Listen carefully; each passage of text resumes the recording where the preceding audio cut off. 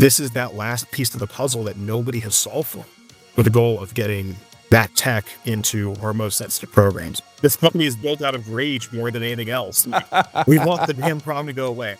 It's not that you're getting access to a site. Your subscription gets you access to any of the sites that we operate at any classification level that you're cleared to. That is fundamentally different. All players, slow down, active, bullseye, 1327. Put tactical.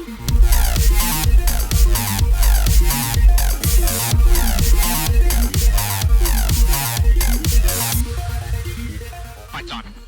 All right, we're live. For those of you or watch or listen to the show, you know that our kick is making sense of defense in an enjoyable way. But you also know, if you're inside the community, you know that due to the nature of the biz, there's a lot of things that we avoid in the show on purpose. Why? Because defense has secrets, and those secrets exist to protect the technical and the informational advantage from the bad guys. But it also prevents that information from flowing to the good guys that are trying to help. So it cuts both ways. Because when new startups are coming into the business, they want to know, what is the problem I'm trying to solve? Who do I need to go talk to and how to solve that problem? The worst thing in the world is to get money from investors and waste time and resources and really your years solving a problem that has already been solved, you just didn't know about, or solving the wrong problem where you could have put those resources into a really, really big problem that is just kind of under the radar because you don't know about it.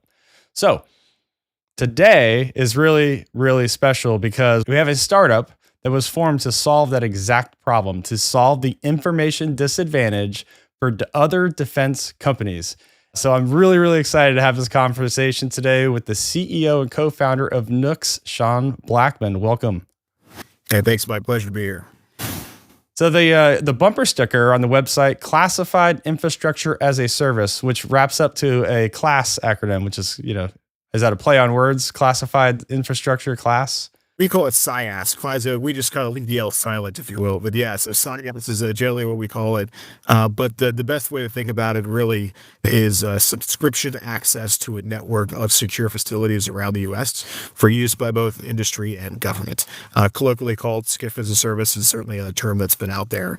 And Mike, we're pretty excited about to bring this offering to market. This has been talked about for a very, very long time in many, many forums and chat rooms that say, oh my God, why has nobody done this?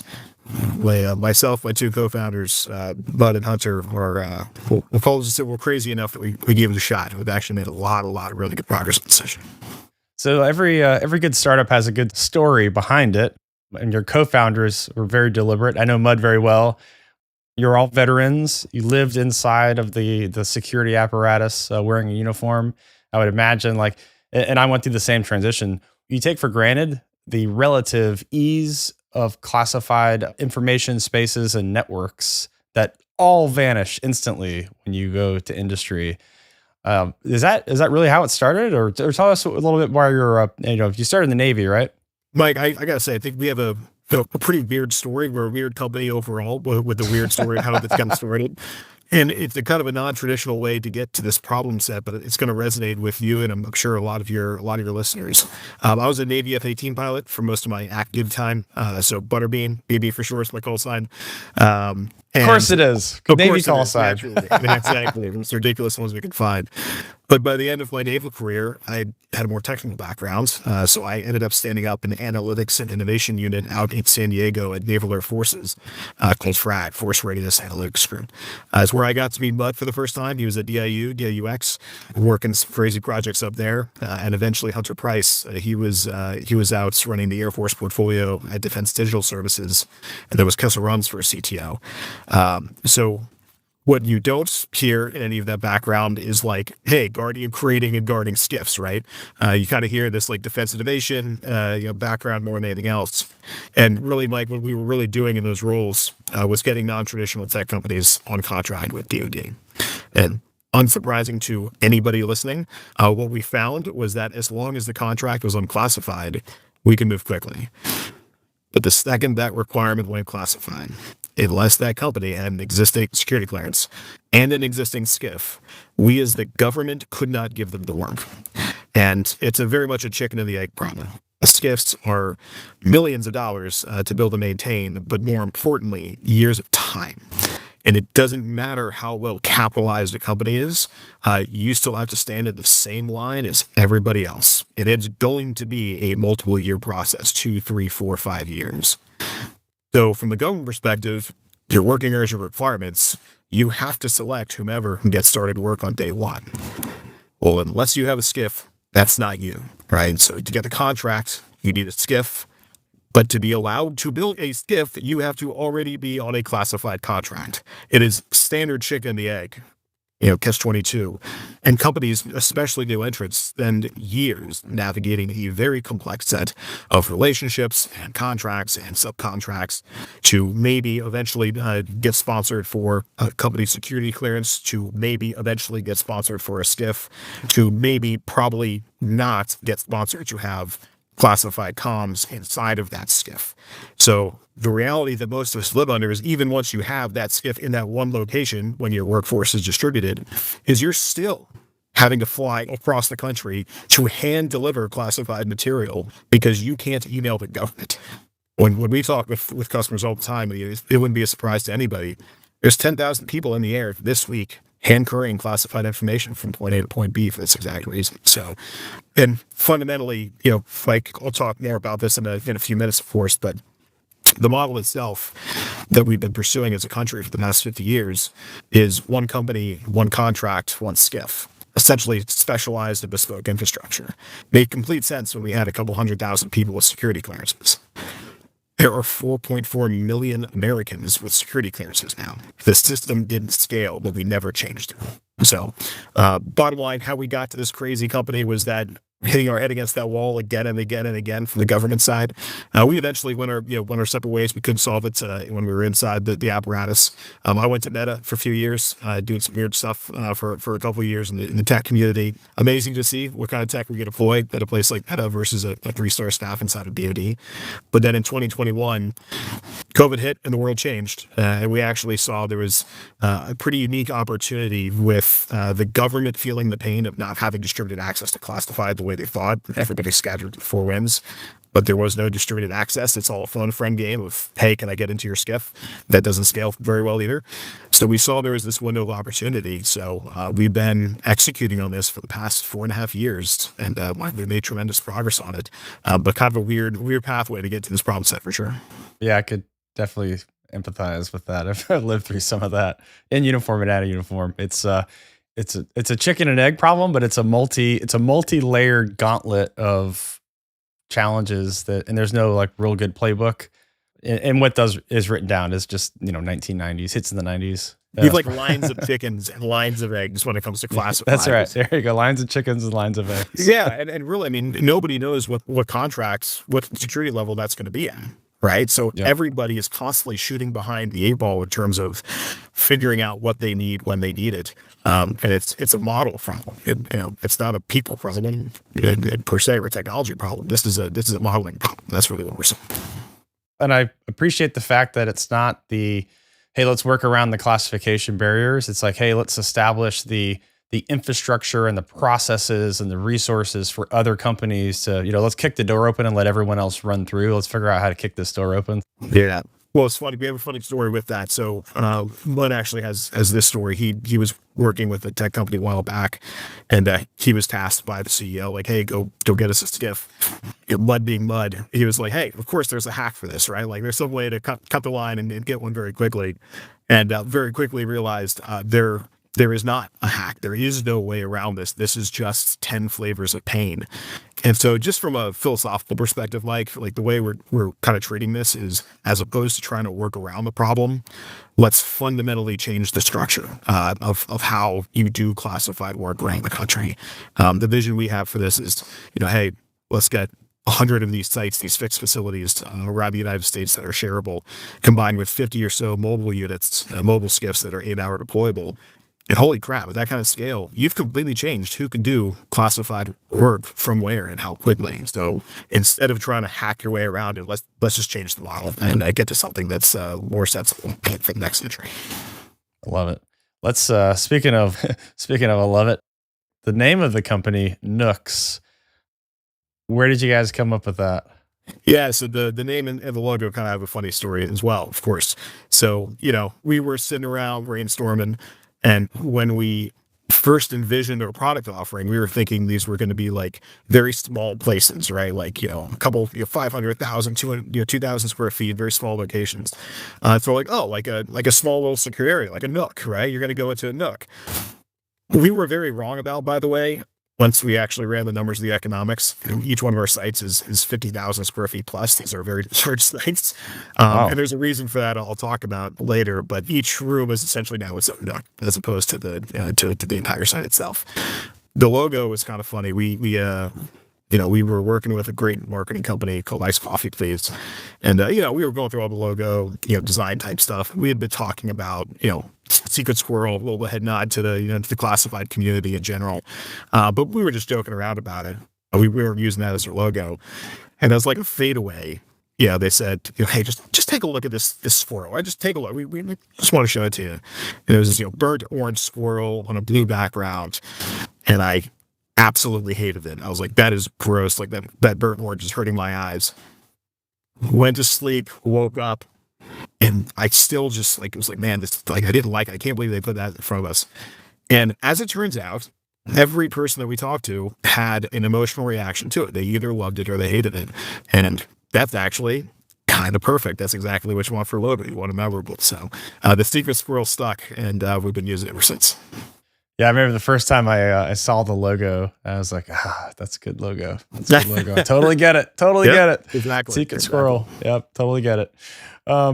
Okay. How big are you guys right now? 4.5 years old? How many employees? We're just over 50 employees now, which is fantastic. We've seen Wow. a tremendous amount of growth in the past year. And part of that is because we actually have quite a few product lines now. Our fixed facilities, we need people to run those, of course. Our mobile product line is growing, which is fantastic. That's an important hero to have in our quiver. But we also have technology contracts with government on how do you solve essentially just the speed of getting people through the security clearance process, automating that for industry as much as we can, automating that for government as much as we can. So it's actually been pretty beautiful to have this whole thing come together to be at this point. So we expect to continue to grow pretty significantly this next year, especially if a few things fall away next months.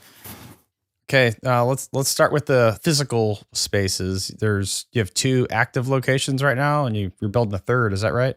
Yeah, correct. And technically okay. a fourth with our mobile unit down in Huntsville. So our first 3 fixed facilities are Crystal City, Virginia, Colorado Springs, and El Segundo, California. Each one of these things, as I mentioned, is 50,000 square feet plus.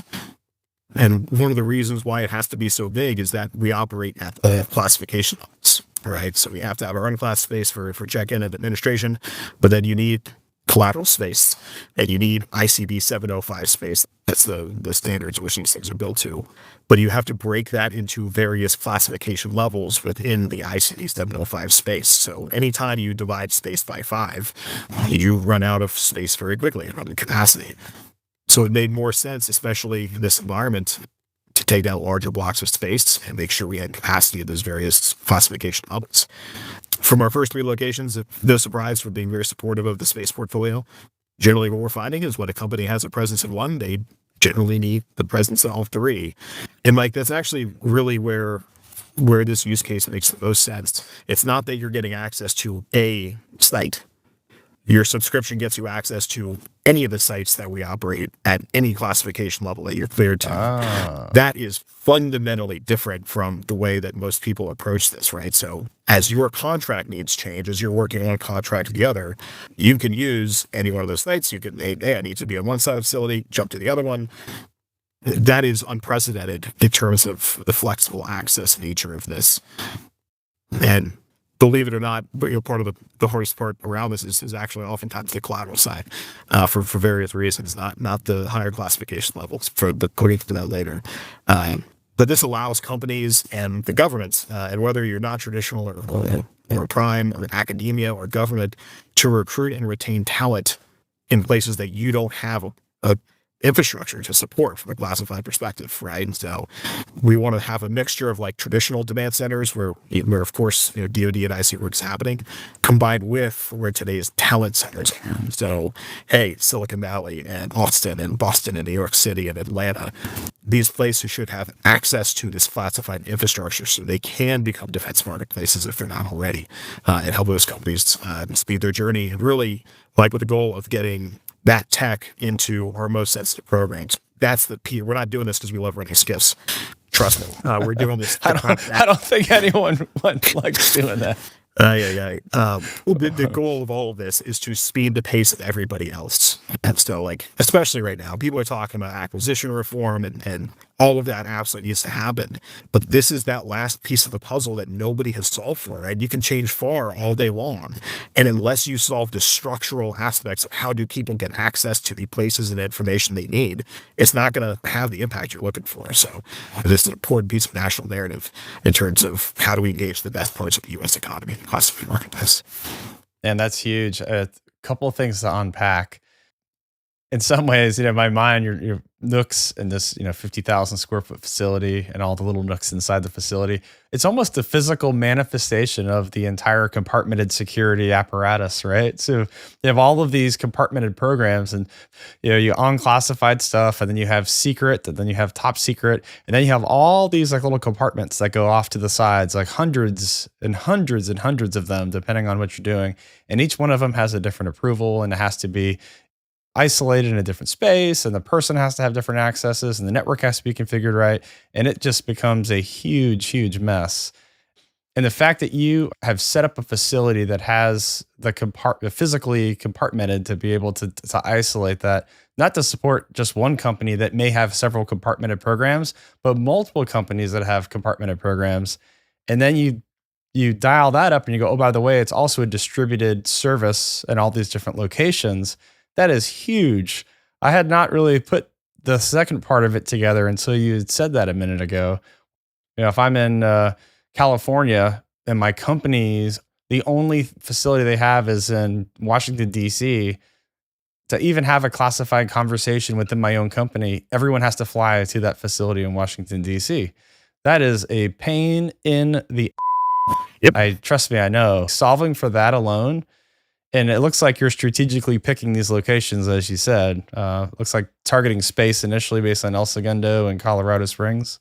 Correct. But it's broader than that, right? I mean, we chose the space portfolio because it was classified very quickly. But think what's going to happen with Golden Dome.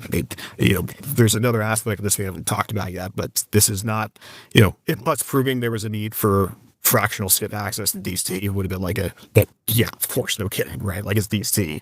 But proving it that there's a need in DC and Colorado Springs and El Segundo in vastly different markets with different dynamics, but the same need is actually demonstrative of why this needs to scale.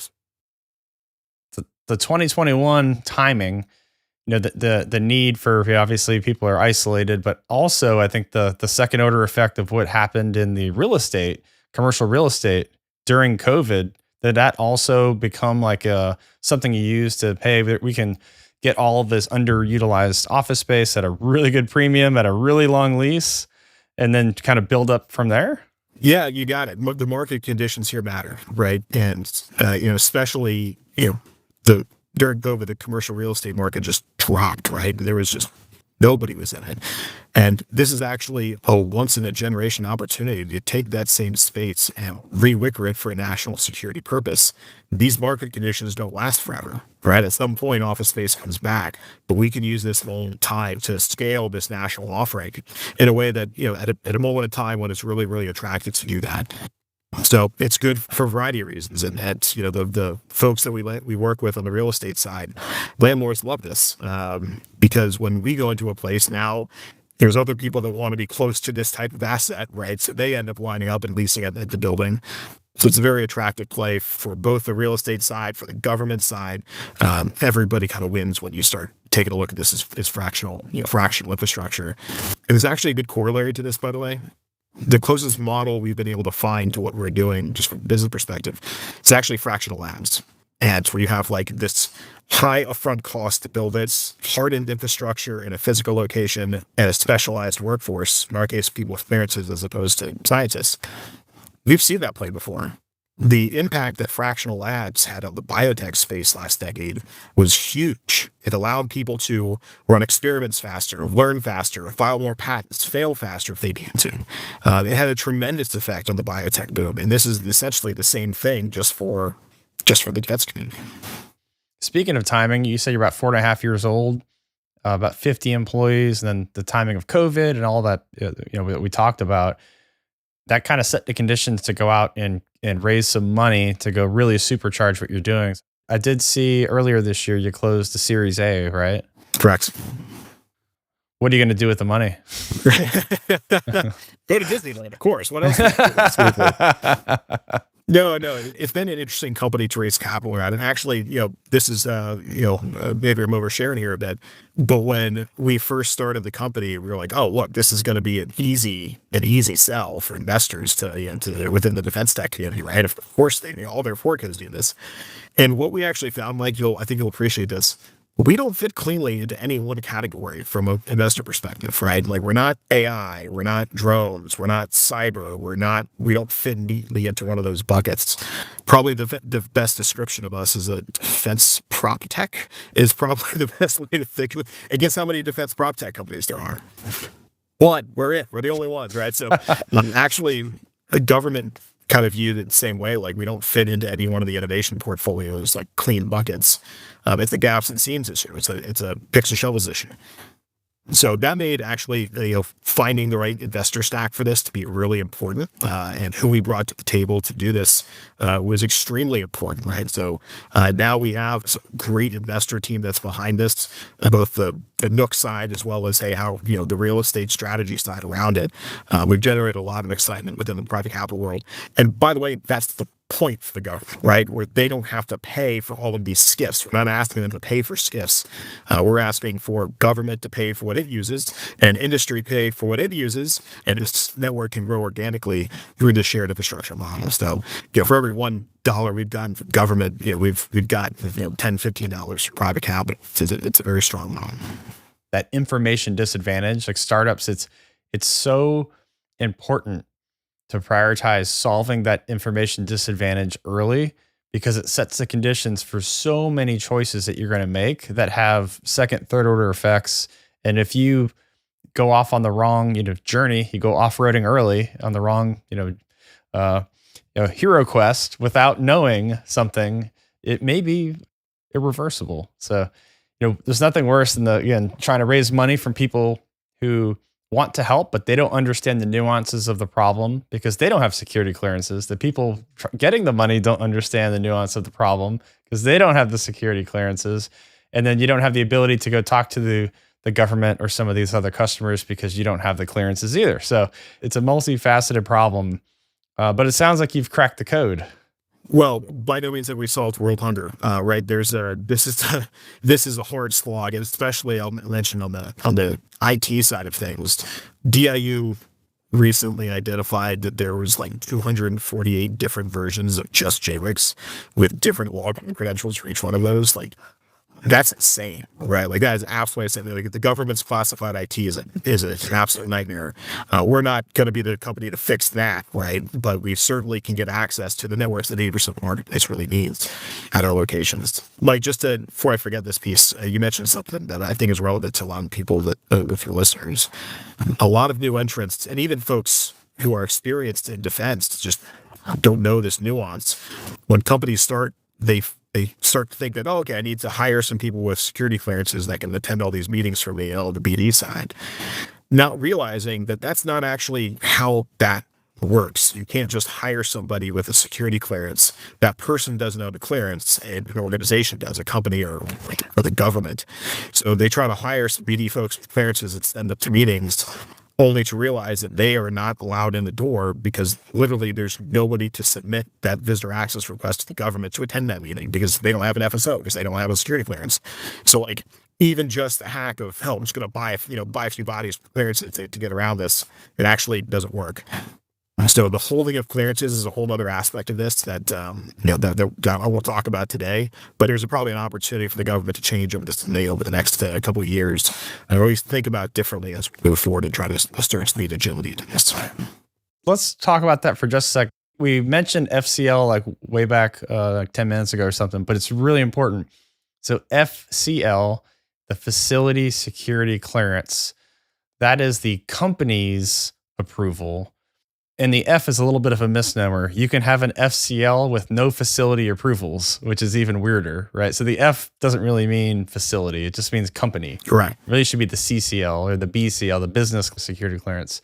And then you have your PCL, your personal security clearance. And so, to go back to your point, Sean, I don't do it, but some people do. I say, I have a top secret clearance on my LinkedIn bio. It's like you have an active clearance because it's being held by a company. But as soon as you switch jobs, you have to have someone transfer the ownership and your sponsorship to maintain that. Otherwise, you just become eligible and no one's actually holding it. So there's got to be a clearinghouse to hold and manage the security clearances, and that's the FCL part of it, right? Am I saying that right? You nailed it. You acronyms, everything, Mike. You should have my job.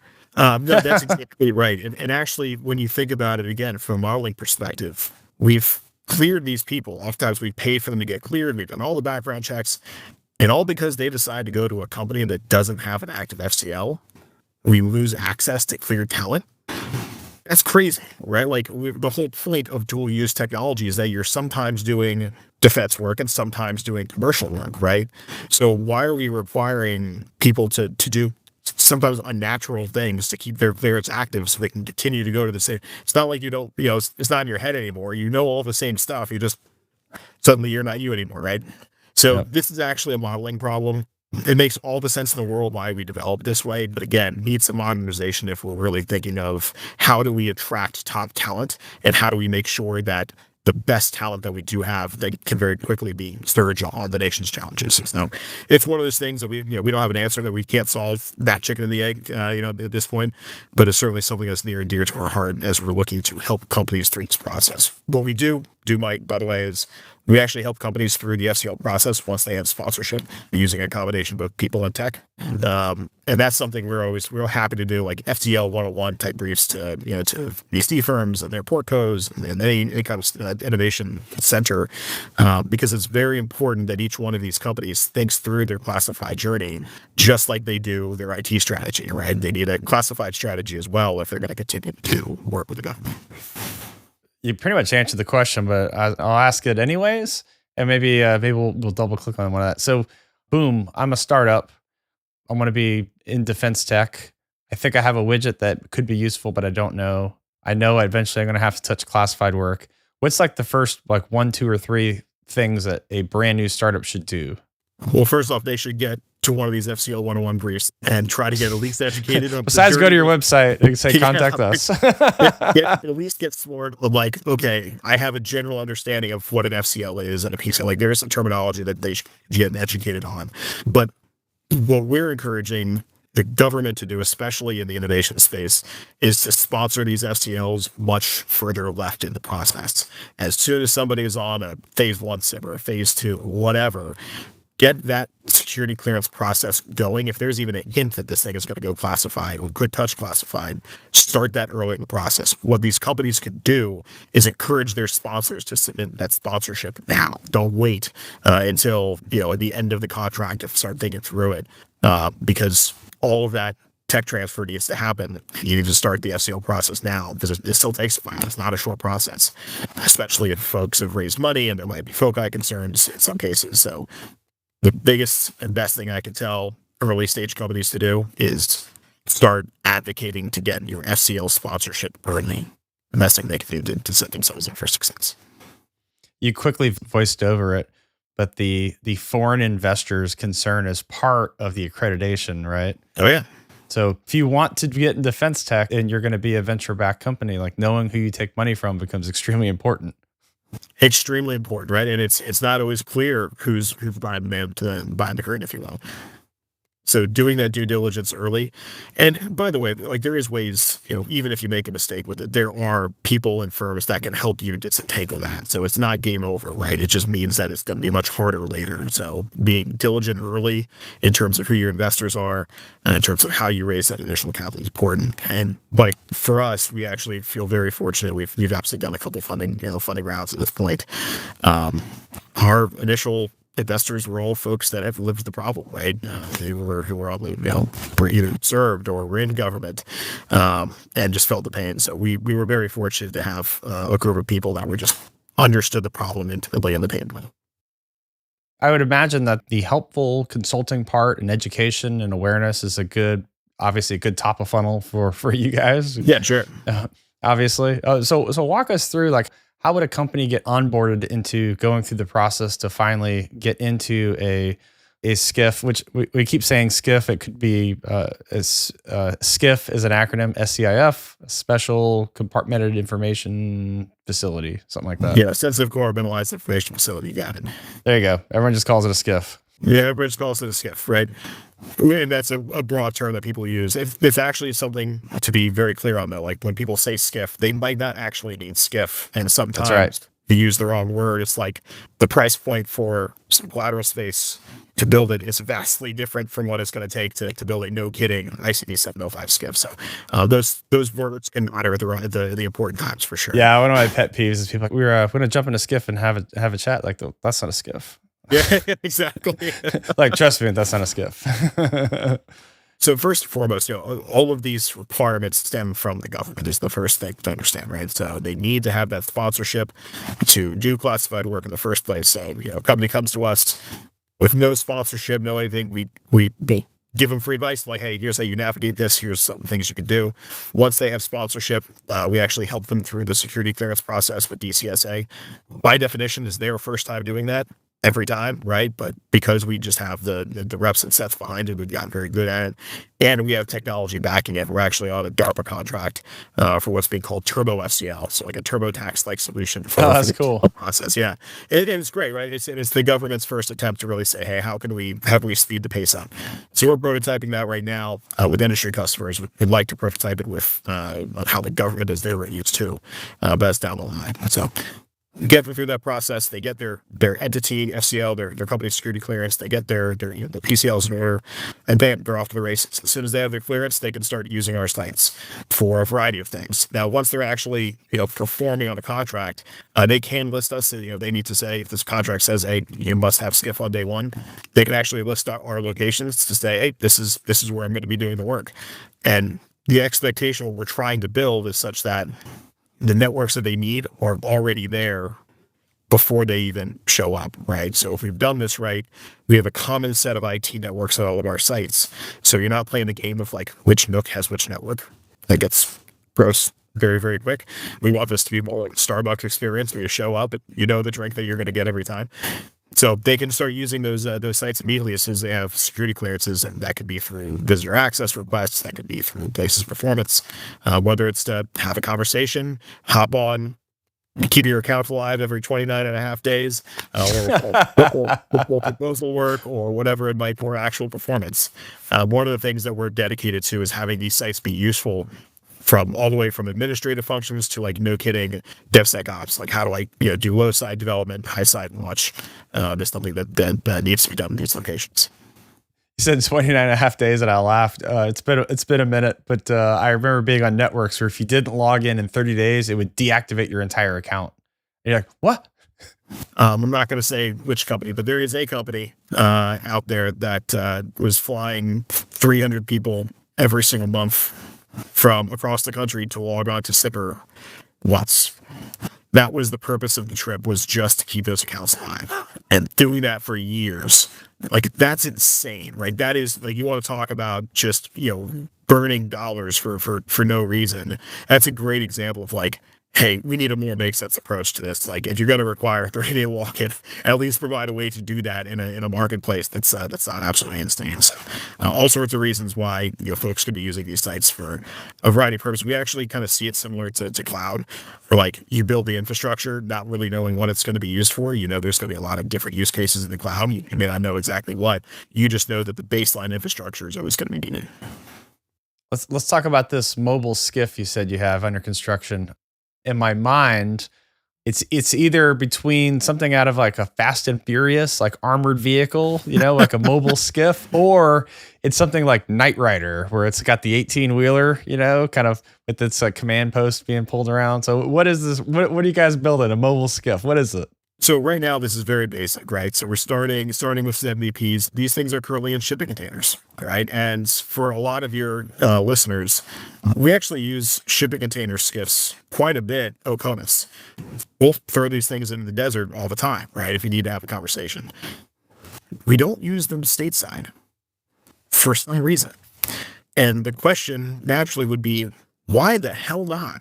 Right? It's actually a good product offering. So, why would we not use these things more readily? And the answer is it's actually much harder to do stateside than it is Laconas. There's a much larger bureaucracy that here relative to what is deployed downrange. These things are inside shipping containers, and we're building up our inventory right now.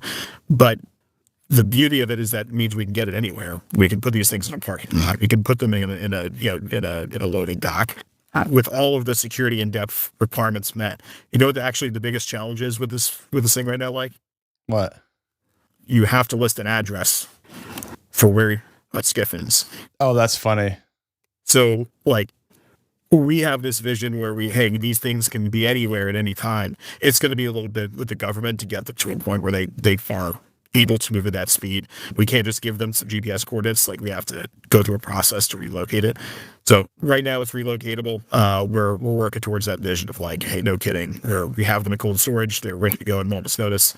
You tell us when and where, and we get them to you. But that's really what people need, right? Because they don't. We're not always going to have a fixed facility in 15 minutes away from you, but maybe you can get one of these mobile units to you very quickly.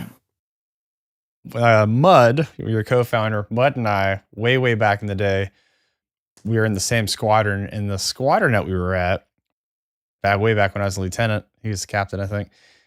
The squadron building was under construction, and so they had to set up a mobile SCIF in the parking lot as they rebuilt the vault inside this fighter squadron. It was a calamity of errors, which just goes back to please don't go out and try to build a SCIF. They built it. It was on base in a fighter squad. They built the SCIF, and it turns out they didn't have the right accredited contractor, so they had to tear the entire thing, strip all the wires out, and rebuild it again. Then they didn't do it again right, and so they rebuilt it twice. So it went through 3 different construction projects. I think that thing was under construction for 2.5 years. So there's a SCIF in the parking lot on base, so the fighter squadron could continue to operate because it didn't have a vault to go to. That was my first experience. I'm like, these things are mobile. And then it kind of went away for a while, and then I never saw them again domestically. I just see them deployed.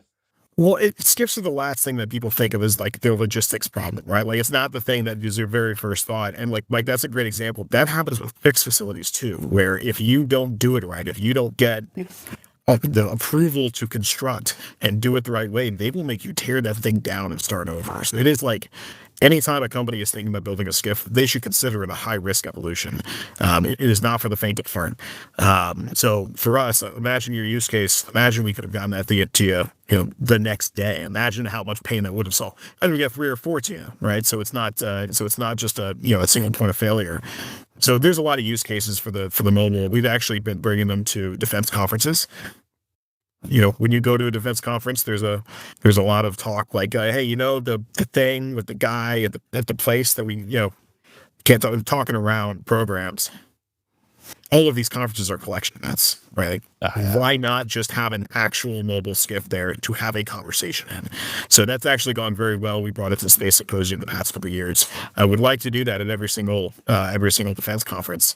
It's actually for us more about hey, what's the business model? Make sure we don't need to make money off it, but you prefer not to lose money on it, right? At least make it break even itself.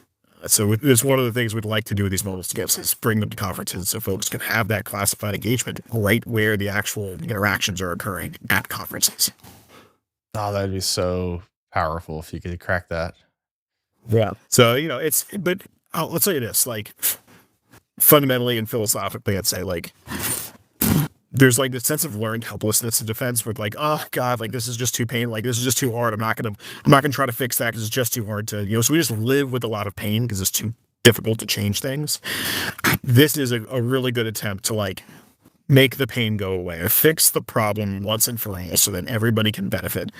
We don't have to live with these, with all the pain that we go through just to, try to serve our country. So what other ideas are out there, right? That folks that should have a solution. These aren't laws of physics problems, right? This is people and process problems, and those are solved. They are solved. the amount of people it touches and solves those pain point, or at least drastically could reduce it from industry, is I can't think of a thing, like a one thing right now, like cross-cutting across the defense industry that like would like really benefits that many people and that many touch points at that kind of scale. I'm having a really hard time of finding a comparative to that impact. So to your point, you don't really fit into any one little bucket of defense tech. We really don't. And for us, our number one challenge that we're always facing is that the government touches every part of our business, right? To be allowed to build our contracts right now are specifically for classified infrastructure as a service. So the government is accrediting our sites for the purpose of us sharing with third parties, but it doesn't mean the problem for us goes away. We still have to stand in that line so that you don't have to, right? So getting them to give us approvals to build quickly, accredit quickly, and then deploy networks quickly, that is what is needed. And that's really what we've advocated for at the government. Like, let us go solve this. We'll find the private capital to go do this. You just need to give us quick permissions to actually deploy stuff in a reasonable time frame. That really is the advocacy that we'd ask from folks who are listening, is like, hey, if you think this is useful to you, help us advocate for quick turnarounds and some of these things. And by the way, like, people love to beat up the government. The government is also incredibly disadvantaged, especially in this environment, right? Like, they just had a whole bunch of people furloughed. The actual humans doing the work, there are just less of them. And they have no technology helping them. It is 100% manual. So, like, it's certainly something we need advocacy for, but we also need to provide them solutions for their problems. It's one of the reasons why we have these technology contracts, because you got to help them solve their own issue, their own group of issues. I was at an event with Shyam Sankar, the CTO of Palantir, about a month ago, and he's joined the Army Reserves as one of that unit. And I say, hey Shyam, like how has it been? He's like, the first week was mind blowing. We went backwards 30 years of computer IT in an instant. It was like time traveling. I was like, yeah, welcome to the government. Hashtag fix my computer. There's a reason. Yeah, hashtag fix my computer. I remember that. That was great. That was a great viral thing. That was awesome. Yeah, but it's apropos, right? Like, it actually is a great example of like, look, we're expecting top talent to go back 30 years and work on tech that doesn't exist anywhere else in society. Like, it's not going to work. We have to figure out a better way to do this. All right, I'm going to ask you an uncomfortable question. Sure. So you go into a vault and then something happens, right? Yeah. Like, oops, I brought my cell phone in, or oops. And 99% of them, it's not people trying to steal stuff. It's just honest mistakes. Fail to follow the procedures. You get a little bit lackadaisical. When you have a shared space and maybe there's 10 companies in that, and company A or company 1 messes something up, is there any risk of like collateral, value destruction across the other companies who just have to be innocent bystanders in these shared spaces? How does that kind of work? It's a great question. And there's actually an existing model for this. Like, subs use their prime's location all the time, right? When you go to a prime location, there may be multiple companies using that SCIF just in a prime sub relationship, right? So it's actually established protocol for how you deal with security instances in that case. But I'll expand your question a little bit. How do we do a better job of preventing those things from happening to begin with? And just to put this thought in your head, everybody sees SCIFs as a cost center, right? It is something you do for compliance. You're spending exactly not a single cent more than you absolutely have to have the capability you need in that site. For us, it's actually a product, right? Security is the product. So we're actually incentivized to spend more money and do it, have the only focus be on the security. We're not doing this so we can build a widget. We're doing this so that others can go faster, right? So one of the things that we're on contract for is to try to work on what a tech-enabled SCIF looks like. We're tracking the Teixeira incident out of Massachusetts a few years back, the National Guardsman who posted a bunch of stuff on Discord. Oh, yeah. So that's not the case that most people find themselves in. Most of it's just innocent, innocuous, like, hey, I left my watch on, right? But think about that case. This was not a sophisticated actor, right? This was not state-sponsored espionage. This was a kid who did it because he could, and there was nothing to stop him. So the insight there is that our SCIF infrastructure today, it is training and trust enabled. it's not technology. It's only as good as the FSO and FSO, the security in that individual site. That don't scale terribly well, right? So if we're going to go do this 100 times over, we need to have a technology-enabled approach all under a single technology platform that is monitoring for some of these things and helping people avoid mistakes like bringing their cell phone in. So how do you essentially create an IoT SCIF that's monitoring for certain things to make sure that you can't screw up? And even if you are a nefarious actor, going to be real hard to do something to get away with something that we didn't catch. So. One bad apple like spoils it, right? Like all the policies that exist are because one bad thing happened, and it's like, all right, well, everyone's going to have to suffer the consequences. Like, oh man, I got stories for days on just the pain of living in a classified facility for doing your work. The fact that like, they disabled burning CDs on a lot of networks. I mean, it's like takes an act of God to have an approval to burn a CD on a classified network.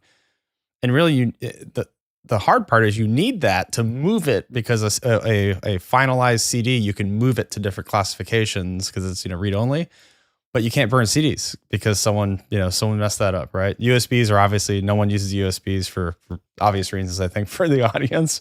And then printing, even like printing a piece of paper out is like, oh, can't do that now because someone printed something and put it in their pocket one time, and like, you're killing me, man, you're killing me. In the Navy, NATOPS is our rulebook, more or less, for each platform, and NATOPS is written in blood. And so, each one of these things was a mistake that somebody made. So, yeah, and those things exist for a reason. So if we're taking a different lens to it and say, hey, how do we do this the right way, right tech-enabled way? What are all the protocols and tech that you need in order to do this safely and securely at scale? It flips the question on its head, right? It's not you can't. It's how do I? Like what is the correct things that we need to have in place to let people do work, right? Like how many SCIFs have you been in that the roof is falling in, right? That these things are just absolute, frankly. How do we make it just a good place to work that has a basic standard of living for folks to be able to do the work that they've been contracted and hired to do, right? It's not rocket science. Oh yeah, Touch starts such quality of life, quality of service. Trying to do the right thing for America. I love it. We're getting a little short on time here, so I do want to highlight one thing, and I'm going to ask you two questions at the very end. So, number one, I love the idea of what you guys are trying to solve for with Nooks. I think it's going to let a whole new generation of startups inside the club. At the end of the day, we keep talking about startups and businesses, but at the end of the day, like they're not the end user. The end user, the real winner, is going to be the warfighter, because they're ultimately going to get the best capabilities from the industry and from the market that people can build to help them, not just what happens to be available based on your security credentials in this process. Exactly. That is the impact. Tech transfer into our sensitive programs and enhance warfighters. That is the intended impact. All right, here it is. Two questions. Yeah. First one is a magic wand, and the second one's a crystal ball. All right, first one, magic wand. If you could change, you have a magic wand. If you could change one thing today to unlock classified work at scale, what would it be? Like policy, networks, buildings, anything. Magic wand. What would it be? That one's easy. I would have a single classified network for everybody, or a system for everybody that can work at multiple classification levels that can be deployed within weeks of an accredited site being beaten. I would consolidate the nightmare that is government classified IT. That would be my magic wand. It might blow your mind, but I've seen this. It's real. It does exist. It does exist. I have seen it. It is real. Indeed. Yep. We just haven't authorized it to be used, but it does exist. Drives me not spike. All right, so that's a really good one. Yeah, it solves so much IT problems. So that's the magic wand. Okay, the second one, crystal ball. Fast forward 2 years, 3 years. It's 2027, 2028. What does Nooks look like, and what does what you do look like then? We'll say end of 2028, we'll put it. We are in 20 to 30 markets with a mobile capability, able to be anywhere within, let's call it a day by that point. We have the ability to use technology to get people through the most burdensome administrative processes quickly, because we've automated the industry and the government side to do that. That's in the next 2 to 3 years where we're going. Beyond that, it's just going to continue to scale. For us, what those first 20 to 25 markets look like is really, really important. And we're asking the community, where do you need us, right? How quickly do you need us there? The political will to do something like this right now is there. It's a matter of just who can execute the best, get through the government process the best. We're not worried about demand. We're worried about how we best deliver capability and capacity to the marketplace as quickly as possible. It could be completely off here, but if I had maybe a magic wand and had a lobbyist that could somehow get Nooks, what they're trying to do for classified infrastructure as a service, characterized under the Defense Production Act to then go rapidly proliferate, build all these things out. And then, the government ultimately holds the FCL or they coordinate that. So if Nooks maybe doesn't recompete for the infrastructure as a service, but that is all there for everyone. Obviously I want you to be prosperous forever, but I mean, that seems like the no regret work is like, just build all the infrastructure. Like, we just want this damn problem to go away. Like, we built a whole company. This company is built out of rage more than anything else. We want the damn problem to go away. However it gets eliminated, great. I love it. This company was founded on rage. It was. I kid you not, like we just got so angry with this problem that we had like, all right, fine, we'll solve it. Fine. And, again, not because we love running SCIFs. It's like that. Oh man, that's great. I think that's a great way to end it. Sean, thanks for your time. Where can people keep track of what you guys are doing, and how can they get a hold of you if they need help? Website, it's a great spot, www.nooks.works, WORKS. Come join us, send us a note. Our team is very responsive to you as quickly as we possibly can. Reach out on LinkedIn, reach out to me personally. Always happy to field requests and see how we can help. And again, our job is to help you move faster, and we are absolutely dedicated to doing that. So we're learning as we go, for sure. We're scaling quickly, but you guys, your listeners, are our number one priority to make sure they have what they need. Well put. That's the show. See ya.